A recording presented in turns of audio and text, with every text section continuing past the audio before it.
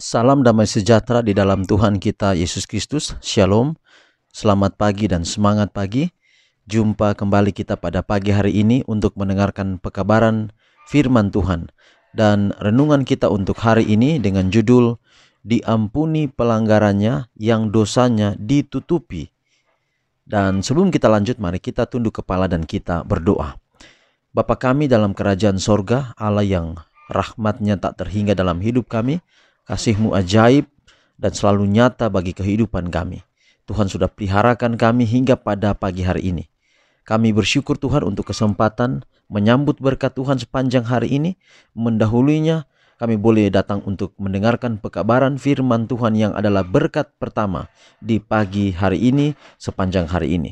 Berkati pikiran kami dan hati kami agar pekabaran firman Tuhan boleh menjadi berkat dalam kehidupan kami. Terpujilah nama Tuhan, dalam nama Yesus kami telah berdoa. Amin.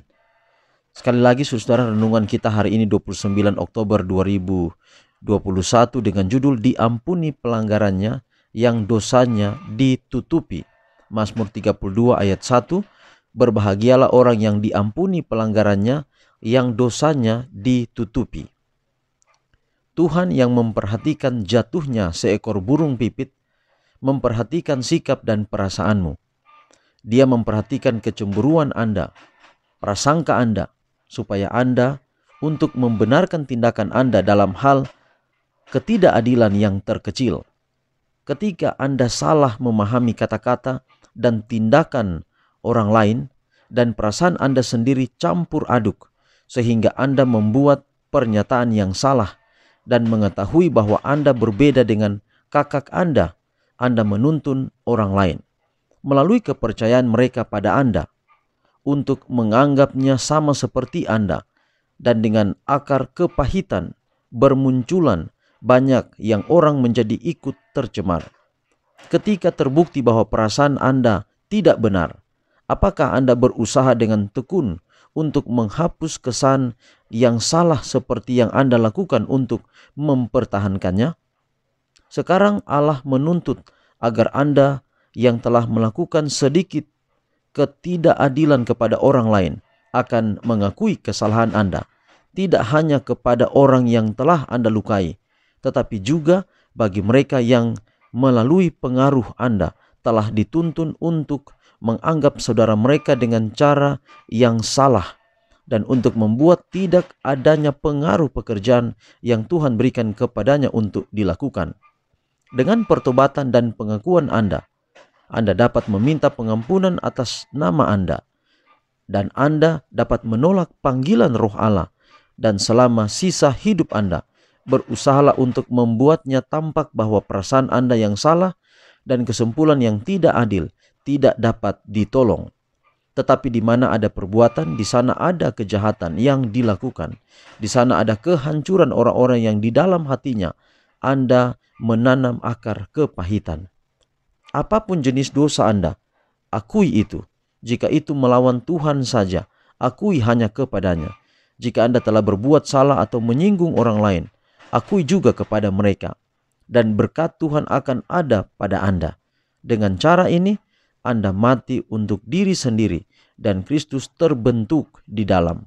Pengudusan kita untuk Tuhan haruslah tanpa pamrih. Kasih kita harus tulus, iman kita harus teguh. Kemudian kata-kata bibir akan menyaksikan tentang kecerdasan pikiran yang dihidupkan itu dengan gerakan Roh Allah yang mendalam ke atas jiwa. Jadi saudara, luar biasa. Dosa yang ditutupi, diampuni pelanggarannya. Maksudnya bagaimana? Dosa yang ditutupi, diampuni pelanggarannya. Kalau kita melihat orang lain melakukan atau berbuat dosa, maka Matius pasal 18 mengajarkan kita bukan untuk membeberkan dosa itu. Kita juga bukan menutup dosanya. Tetapi tugas kita menurut Yesus ajarkan dalam Matius pasal 18 adalah pergi kepadanya. Menyampaikan dengan penuh kasih. Dengan harapan bukan supaya dia malu, bukan supaya dia tahu rasa, tetapi dengan harapan adalah dia berubah, dia boleh bertobat dengan cara Tuhan tentunya. Jadi Kenapa banyak orang sekarang ini justru tambah rusak, tambah parah kelakuannya? Karena dia dihina di depan orang. Dia dituduh di depan banyak orang. Mungkin saudara, dia bersalah. Dan kita memastikan dia bersalah. Tetapi cara tegur kita bisa saja tidak membuat dia bertobat. Bukan berarti kita menutupi dosanya.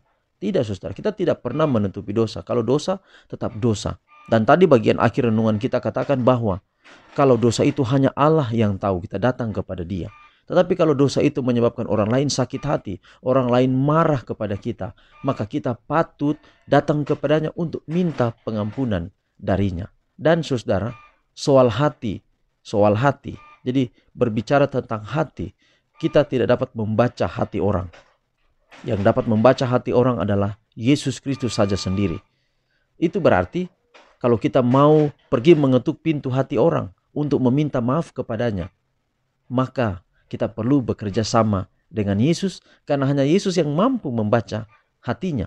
Mungkin juga dia tidak membaca, ya bukan mungkin, tetapi orang lain tidak dapat membaca hati kita, apa motif kita di dalam diri kita.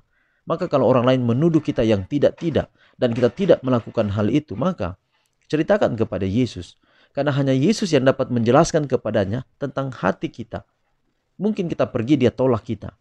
Maka kita datang kepada Yesus untuk meminta jalan yang terbaik agar perdamaian segera terjadi. Saudaraku, luar biasa renungan kita hari ini. Tuhan berkati kita semua. Mari kita mempraktekannya. Kalau ada kesempatan, baca Matius pasal 18 agar di sana kita dapat memiliki pandangan yang lebih luas lagi tentang atau soal pengampunan. Pengampunan Allah terbuka lebar untuk kita. Kalau kita datang mengaku kepadanya, dia pasti akan mengampuni dosa kita. Tuhan memberkati pekabaran di pagi hari ini dan kita akhiri dalam doa. Kita berdoa. Bapa di surga, terima kasih pekabaran yang indah hari ini. Biarlah dapat menjadi berkat dalam kehidupan kami. Mampukan kami untuk menghidupkan pekabaran ini. Berkati kami sepanjang hari ini di dalam segala tugas dan tanggung jawab kami. Kiranya kami dapat berjalan tidak sendiri tetapi berjalan selalu dengan Tuhan. Inilah doa kami Bapa, terpuji nama Tuhan. Dalam nama Yesus kami telah berdoa. Amin. Saudaraku, demikian pekabaran kita hari ini. Tuhan memberkati kita semua. Sampai jumpa besok. Shalom.